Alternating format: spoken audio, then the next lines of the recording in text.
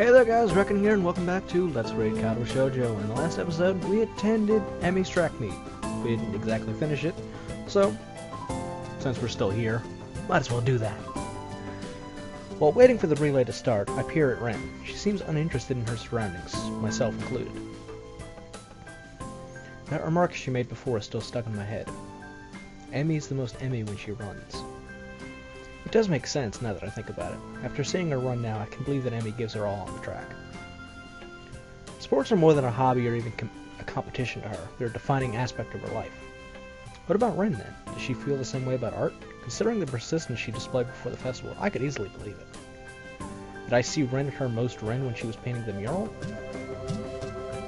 The relay is about to begin, but I don't see Emi anywhere. I thought Emi ran the relay.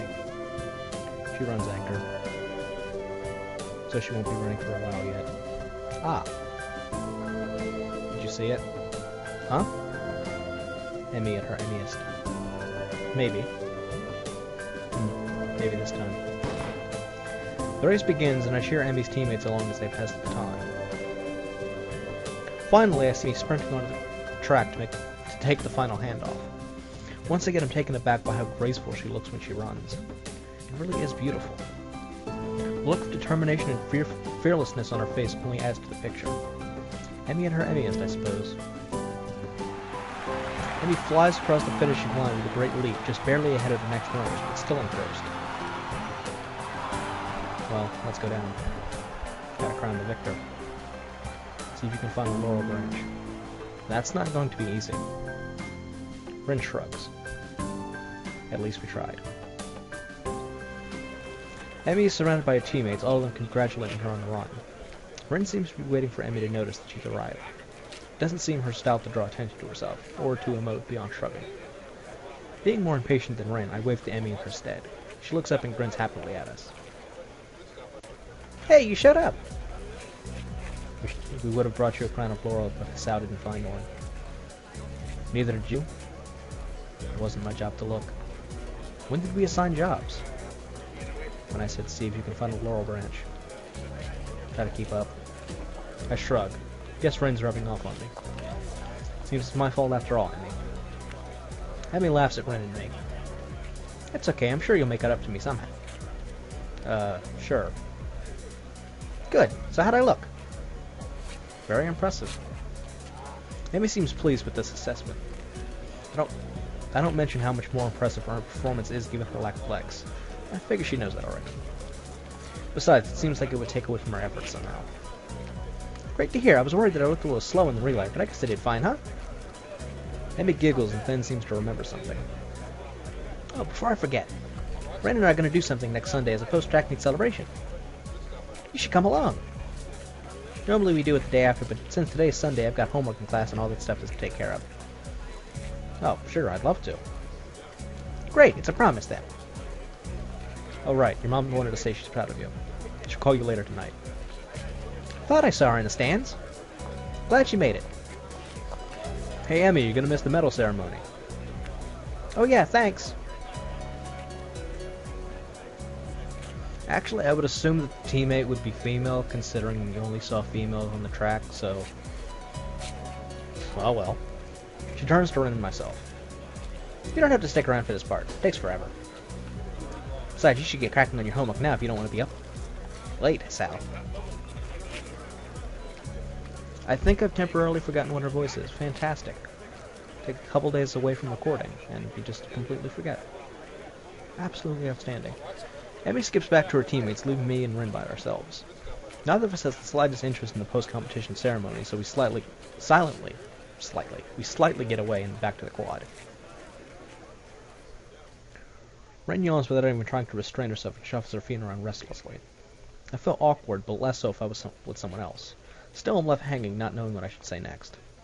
Emi was great, wasn't she? She was great. I'm very jealous of her. Why? Like I said, don't you think it'd be great to really be yourself? It sounds weird coming from Ren. I don't think you, of all people, should have trouble finding a way to express yourself. Don't you have your paintings? She turns to look at me. For the first time, I see in her eyes this strange, hollow expression that I think must be unique to her. Again, not Dark Souls. No, you see, the problem is that I'm not really sure who I am. And that's more or less I could say that's more or less a crux of the story. Which was probably a spoiler. Ah well. Today's art club meeting is currently on hold while everyone waits for Nomiya to show up. I take this time to try and explain my theory about Yamaku to Ren. I've tried to figure out what exactly about the school feels so special to me. That concept I unsuccessfully tried to explain to Yuko the other day. It's still difficult, but the track meet and the time I've spent observing my fellow students have helped my ideas mature a little. Have you noticed that people talk all the time? I can't really explain it, but once again, as I try to explain my observation, I'm struggling for words. The student body is heavily clicked, and I'm only now beginning to make sense of the intricate grouping and popularity networks. And yet, the feeling of being a part of a group is stronger here than I remember it being in my old schools. I'm trying to say that the school isn't like other schools, or at least the students aren't, even after discounting the obvious. You know what I mean? I don't know what you mean. Oh, well, whatever then. I want to pursue the issue, but at that point, Nomiya arrives. The teacher is wiping sweat from his forehead with a handkerchief and breathing rather heavily. He quickly glances over the room, then settles down a bit. Hello, apologies for being late. Is everyone present? Good. I must confess I haven't really planned anything for today as I've been extremely busy lately, but I'm sure we can come up with something entertaining. I don't have any suggestions. I was thinking we could have a discussion circle since we haven't had one in a while. I at least found the last one magnificently enjoyable. There's some murmurs here and there, but nobody raises their voice in support of or against Nomiya. We could delve into various movements of art, or does someone have a good topic in mind? Come on, throw it out there. It doesn't matter if it's silly or odd, we can always cook up something interesting. Nobody seems to be brave enough to make such a suggestion. As the awkward silence refuses to be broken, I lift my hand in the air. Oh ho, our newest friend has something on his mind. Speak up, my boy, speak up.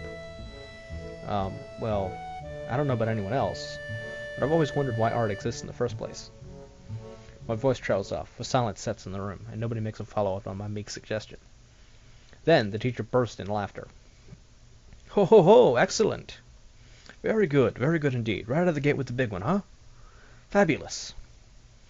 Chuckling, he shifts some papers around at his desk for a few moments. When he's done, he appears to have made some sort of decision. Very well then, let us run with this and see where it gets us, shall we? Oh my, even an old fogey like me gets excited when such delicious enthusiasm is present. Oh my indeed. Let me gather my thoughts a moment so I can figure out a good starting point for everyone. For some reason, the teacher seems to be almost literally bursting with excitement. He scribbles a few things down on a loose sheet of paper and then cleans his glasses with a handkerchief. He strikes a pose, then freezes for an overly dramatic, autistic pause that spans what must be half a minute. It's so quiet I can hear a pin drop. First, let's come up with a few questions we want answered, such as, what is art, and why does art exist? Anyone have any questions that might be related? The boy with sunglasses pipes up almost immediately. His voice is soft and quiet, and I have a hard time making out what he says. What defines an artist? After him, another question comes up. If I fill a cardboard box with water and call it art, is it art? Everyone laughs at that, even the teacher. Great, wonderful, all of these. Let me start by saying this is not a clear-cut issue by any means, and as such, I'm not going to give any answers to you. I'm only going to speak from my own perspective. Scholars have argued about these sorts of questions since time immemorial, and there has never really been a broadly applicable consensus reached. There are, however, some qualities that most tend to generally agree upon. Hopefully, you should all find these acceptable as well. In short, art defines itself. It simply cannot be contained to a definition from the outside, since the boundaries of art expand and contract from forces within it. Every day, someone somewhere comes up with something completely outrageous that challenges any and all preconceptions. The core reason for this is that rather than the rational side of the mind, art appeals to intuition, the instinct, the primal. You would find it very hard to explain why exactly it is that you enjoy some particular style or piece, no? He doesn't wait for a response before continuing. This is exactly why. So, art is this sort of wild, uncontrollable thing that lurks somewhere in our subconscious. Now, why does it exist? Nomiya apparently expects someone to pipe up with a guess, but as nobody dares to interrupt his inspired speech, he continues. It was a trick question. You see, art also validates itself. Generally speaking, you might say that art exists for no other purpose than itself. It's something that exists merely to leave a mark on history. It's the defiance of immortal against the face of darkness, as was once said. Art is truly the proof of our existence. You should all know that human culture and civilization are tied tightly to the existence of art. Then, what about artists? What drives a man to dedicate his life to a thing so fickle and mysterious that it defies even definition? There are as many answers for this as there are artists, but if I had to put it into words, an artist doesn't make art because he can, but because he must. Nomiya takes a pause, and his gaze sweeps over his audience, eyes flaring with passion. It is obvious that art touches the very soul of each and every human being in one way or another. So, if you were given a chance to connect with your fellow man in such a fundamental way, how could you not? There is a poem I'm very much fond of, and I shall recite the most well-known part of it to you now. I feel that, for me personally, of all possible things, it captures best the essence of what it means to be an artist. Nomiya leans against the desk as he clears his throat in preparation. Looking at some distant place, he utters the words in the heavy afternoon air with his soft basso voice. To see a world in a grain of sand, and a heaven in a wildflower. Hold infinity in the palm of your hand, and eternity in an hour. There's a solemn and unbelievably awkward silence after he finishes reciting the short fragment. Nobody dares speak a word. Nomiya clears his throat again. To be an artist is to see the world in a grain of sand. You see, dear children, without art, there would not be much to live for in this world. It is a most profound thing. He's clearly touched by this notion. I almost expect to see a lone tear rolling down his rough cheek, but it never comes. I turn to Ren and whisper to her. So, how is this a discussion circle? She shrugs nonchalantly back at me. The previous ones were the same. To his credit, Nomiya does try to get some debate going, but the club seems to be reluctant to comply. I feel a bit guilty about opening my mouth. Maybe we would have been spared from this. As the meeting comes to a close, I realize we haven't once touched any paint or pens today, and I feel somewhat disappointed. Nomiya suddenly appears next to us. He seems to be still fired up from the speech he delivered. His cologne smells musky and saccharine at the same time, giving me an instant headache, even though I'm not sensitive to perfumes. He's looking at Ren like a hungry wolf. Tezuka, do you remember Miss Ionji, who visited us at the festival? I think so. Going to tell you something amazing. The thing is, she's a very well-known gallerist around here. It turns out I might be able to get her to consider having some of your work put on display.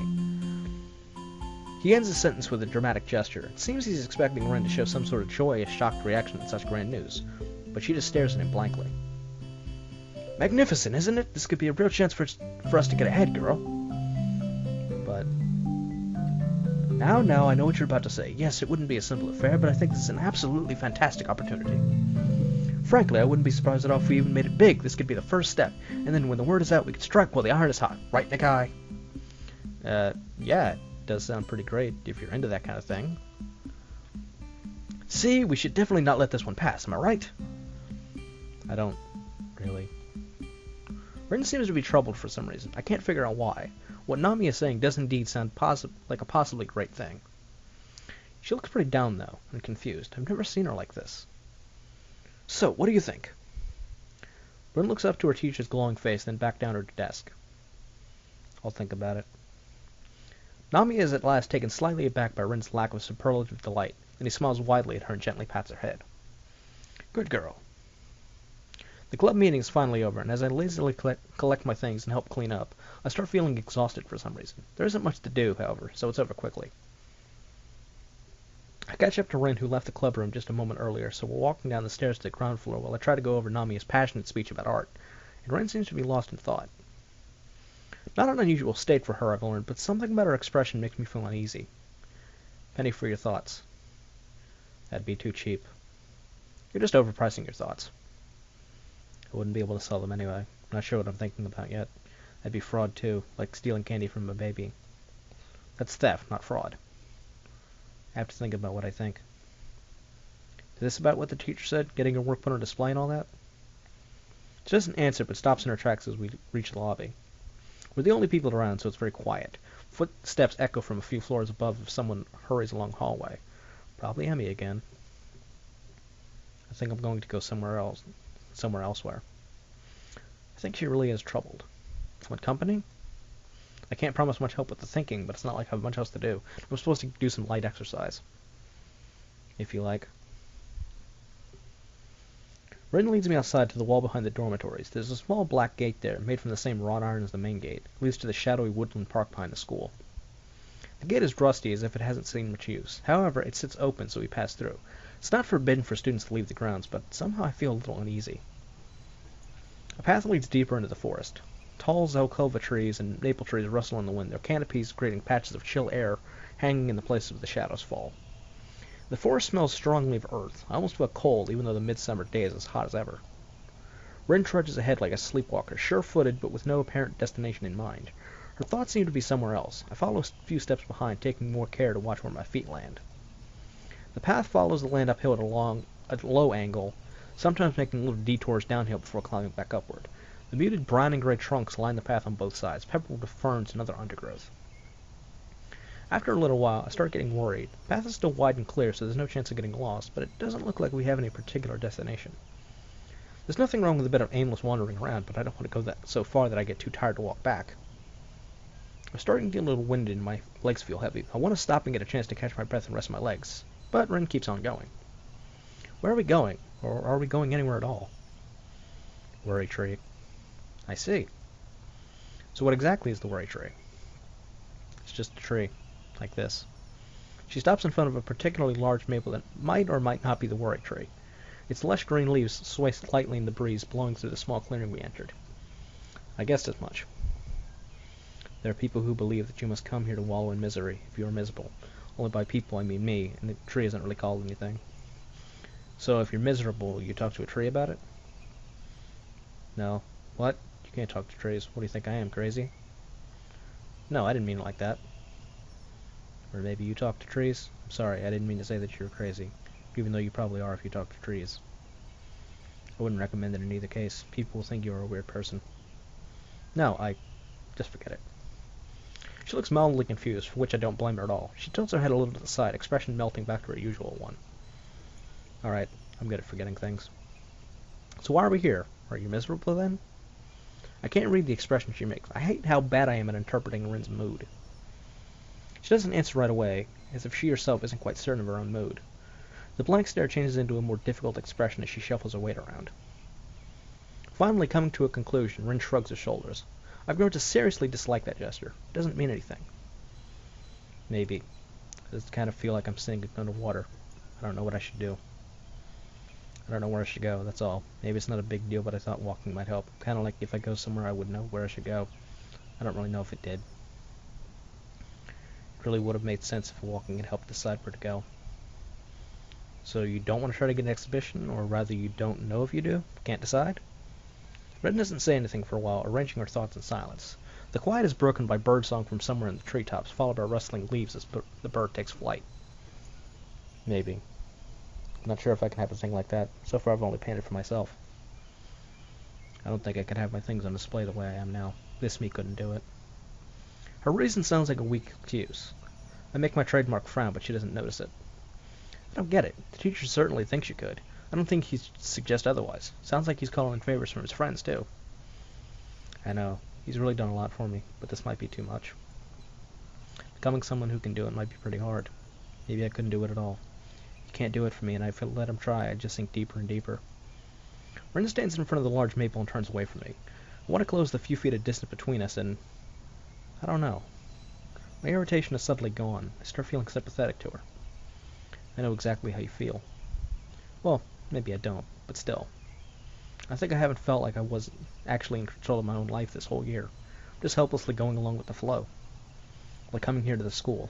I didn't really choose it myself, and I certainly didn't choose this time in my life to learn that I have this condition.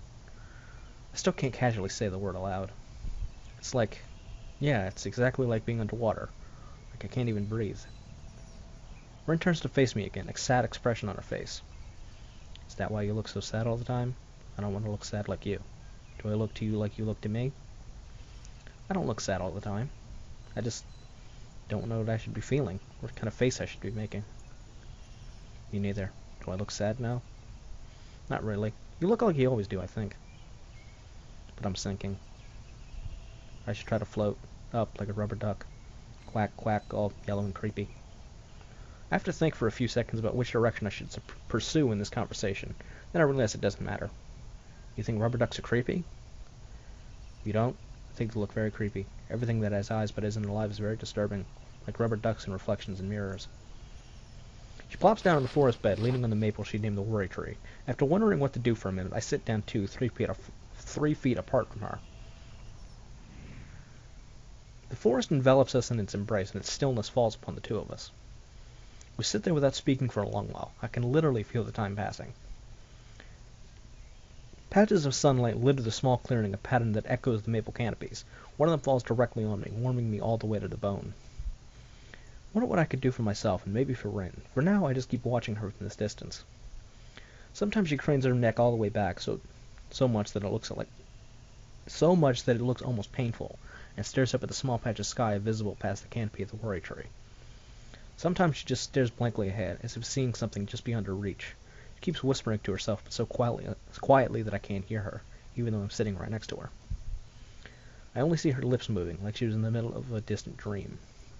I realize that right now... accidentally clicked on that. I realize that right now I no longer feel any of the intense loneliness I feel at night, just before falling asleep. I might be more like Ren than I thought. I can either give up and stay submerged into the weight of all the crap in my life, or try to change myself for the better. Her decision is different, yet the same. And unlike her, I know for sure that I can't stay like this forever. I have to change. Well, clearly you pick this one. Clearly. Ren could probably do it. Even though she seems to doubt herself, I have no doubts about her strength. She could do it, even if she can't. Makes me feel a little bit better, too, and I lean back against the tree, breathing out deeply as if for the first time in a long time. We stay that way in the small clearing until the angle of sun changes and the chilly shadows deepen. No longer warm where we sit, we leave the forest, returning along the same path we took coming in. It doesn't seem like Ren has come to a decision. Wonder if it was a bad idea for me to come along. It's alright, I don't mind. I'm sure the trees and dirt and rocks won't mind either. Did you mind? No, not at all. I think it helped me too. While we walk back to the dormitories, the sky is changing to a deep ultramarine. The first summer stars twinkle softly from between spots in the canopy, barely visible like tiny fireflies. I become very self-conscious about Ren's presence. I haven't thought much about girls since things fell apart with Iwanako. This is kind of the same situation as then, but to be honest, I don't think it really counts for much. Not with Ren. And yet, it feels good walking next door, even if it isn't anything more than this. At first, I think Ren agitated me quite a bit with her unpredictable behavior, but recently, I feel I haven't had to be on my toes so much. I've managed to let myself go a little. It makes me feel satisfied, even though ultimately I think it's more thanks to Ren than myself. She seems to be disinterested in a huge number of things, but something in her makes me try harder than I normally would. It's not that I want to impress her. I think that truly impressing Ren would take near superhuman effort just because of how she is. Instead, it's because there is this relentless feeling inside of me that I shouldn't let Ren down. It's really weird. I wonder why I started thinking like that. I don't even know what sort of expectations she has about pretty much anything. So how could I let her down? Ren has this unassuming air around her, and she doesn't really talk about stuff very often. Even today's confession of her self-doubt caught me a little bit off guard. I feel like I want to talk more with her. The realization suddenly dawns on me that Ren is basically the only person I talk to nowadays, apart from whatever I have to endure from Shizune, Misha, or Kenji. I feel slightly depressed. In front of the dormitories, as if summoned by my dark thoughts, we run into Kenji himself. It feels very odd seeing him outside, breathing fresh outdoor air. At least it's already dusk. I partially expect Kenji would disintegrate upon direct exposure to the sun. Kenji himself seems very insecure as well, standing around looking like he's waiting for something, but doesn't know himself what it might be. Hey Kenji, what are you doing? Hello. Who are you? It's me, Hasao. Not sure if you know Tezuka from class 3-4. From his face, I can see that not only he doesn't know Ren, he also can't see her from this short distance. Oh, what's up, dudes? Kenji sticks his hand enthusiastically forward, almost straight into Ren's stomach. Ren looks at his outstretched hand in confusion until Kenji clears his throat and retracts the hand. There's something almost cool that he manages to do with social awkwardness. It's not like I'm the most suave man on the planet, but I don't think I'll ever be able to even approach Kenji's level. Clearly. I think I respect Kenji a little bit more. Yeah, you damn well should. So, you're waiting for someone? He leans closer and lowers his voice to an agitated whisper. I see his facial muscles twitching. Come on, man, you know I can't talk about stuff here in public. They might be listening. I'm going to have to go pick up some stuff from somewhere, and I don't want those snooping student council hacks to get on my case. Also, I don't trust your friend. Nothing personal. You're sure he's trustworthy? I briefly considered telling Kenji about Ren's gender, but as it might end up badly for one or both of them, I decide against it. Yeah, I'm sure. He turns from me to Ren, and I immediately get the feeling that I have to prevent them from talking to each other with whatever means necessary. However, there's little I can do now apart from physical violence. In that case, would you be interested in knowing about the worst threat to mankind since they invented vegetarianism? He sounds like a vacuum cleaner salesman. I thought it was Sunday. I see you're not in the know. Yeah, man, I'm talking about man-eating cows here. Very few people know what I know, so I'm not surprised. We can't talk here, but if you like a pamphlet, come to my room after curfew on Mondays or Wednesdays. He suddenly reaches to his pocket and draws out a ballpoint pen and what looks like a convenience store receipt. Kenji furiously scribbles on the scrap of paper and then thrusts it toward Ren. Here's the password. Memorize it, then eradicate any trace of this document. Eat it, burn it, dissolve it in acid, whatever. I take the receipt from Kenji as Ren is unable to do so and glance at it. It's indeed a receipt, apparently for 2 rice balls and 5 boxes of matches. Hope he's not planning to burn anything down. On the other side is written just one word. Honey muffin. I show it to Ren too, but she shows no reaction. Thank you.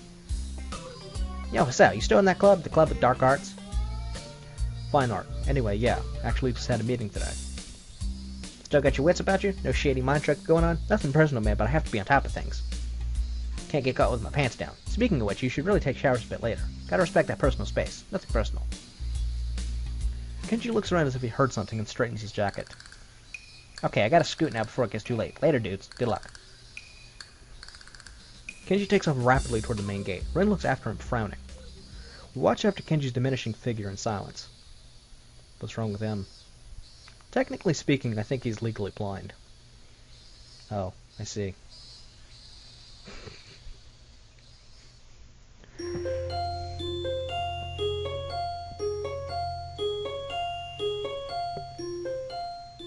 Fun times with Kenji. I can immediately tell from the envelope that it's not about official matters of any sort. Someone actually wrote me an old-fashioned handwritten paper letter. Who bothers doing something like that in this day and age anyway? Yet, as unlikely as the prospect of receiving one sounds, there's definitely a letter laying on my desk. The classes for the day are over. Still feeling pretty full from the big lunch that I had unexpectedly eaten at the cafeteria, I returned to my dorm planning on finishing my homework and probably skipping dinner. Or at least just eating light. I feel like I need to eat less than I used to. Maybe I don't use that much energy now that I don't do much beyond reading. However, the letter on my desk has naturally caught my interest. It's the first piece of mail I've received here at Yumaku, so it feels special even if it wasn't something as rare as a handwritten letter. What causes me even more trepidation is the name of the sender, written neatly on the back of the envelope. Iwanako. I have no idea why she would write to me. I haven't been in contact with anyone from my old school since I transferred, and Iwanako was the last person I'd expect to want to write me a letter. The last time I saw Iwanako was terribly awkward, embarrassingly so. She came to my hospital room, peeled me an apple out of courtesy, and then we practically sat in silence for half an hour. She said goodbye and didn't look me in the eye when she closed the door. It might have been a natural end to the series of visits that were probably pretty painful for both of us. Every time she visited me in the hospital, I wanted to talk to her, but something stopped me every time. Every time that I didn't speak made the next time even harder. Iwanako always had this aura of fragility around her, as if she'd shatter into pieces at the slightest disturbance. Initially, I think it might have been the delicacy that attracted me to her, but after what happened back then, it felt that she really had shattered. She looked so sad that I didn't want to say anything that might upset her, and I never could figure out the right words to say. I told her that it wasn't her fault. She nodded, and I really think she understood that if it hadn't been that, then sooner or later something else would have made my heart give out. Yet she looked so hopelessly sad every time she opened the door and entered my room. So I never managed to say the things I wanted to say. In the end, that might have hurt her even more. Carefully, I opened the envelope and drew out the folded letter from within. Dear Sal, how are you? I hope you're well and happy at your new school. Everyone here misses you. Almost all of the second-year classes got put together in Class 3-1 for the final year, so we're pretty comfortable right from the beginning of the year. I'm sure you would have been assigned to this class as well. The mood among the third year seems to be very anxious about the final exams, even though they are so far away. The teachers are battering us all about all badgering us about it all the time. Even old Mr. Tachibana, who is, by the way, our homeroom teacher this year. Would you believe it? I was sure that he would retire after our second year, but here he is nagging everyone about studying for exams. I think things like that are the main reason why the mood among the third years is so nervous. I must admit that I'm somehow losing confidence in myself as well, even though I've always fared reasonably well in exams. It's so weird to think we're already seniors, isn't it? Time has really flown past. I wonder where it went. New first years seem so young and somehow really innocent. I keep wondering if I was like them in my first year. I've been feeling nostalgic like this for the whole first trimester. There are other things I want to say. I'm writing to you because I felt there are things that I should have said after the incident back in winter. I really regret that I wasn't able to say them in person. I have no excuse for it.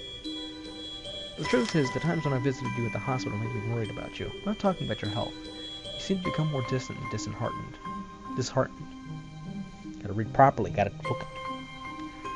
It was natural after something like that happened, I'm sure, but somehow I got the feeling that you'd given up on something back then. Happiness, maybe? I wanted to somehow express my feelings, but the right words didn't come to me. I couldn't say anything to comfort you. I'm really sorry for not being able to support you when it mattered the most, even though I like you so much. At least now, finally, I can be more honest. If I could go back to those quiet days in February and March, I'd tell you not to give up on yourself. That's what I would say. Maybe you wouldn't have drifted so far away if I'd just said something. I hope you've managed to get back on your feet on your own. Now that the distance between us is also physical, it also feels more final. Somehow, I wonder if we will meet again. Perhaps it's for the best if we don't. Still, if you would like to correspond with me, by all means write me back. I'd very much like to hear about your new school and how you're doing. I wish you all the best. Sincerely, Iwanaka. And I think that's a decent point to end the video on. Yeah. So, if you did enjoy this video in any stretch of the imagination, I wouldn't mind if you would like the video, favorite the video if you really did enjoy it. Subscribing really doesn't affect much. Comment if you so choose to. You don't really need to share, because apparently Google Plus does that for you if you just do anything. So yeah. Whatever you want to do down for the video, you know, do that if you so choose to. And I will see you in the next one. And until then, keep on painting and whatnot.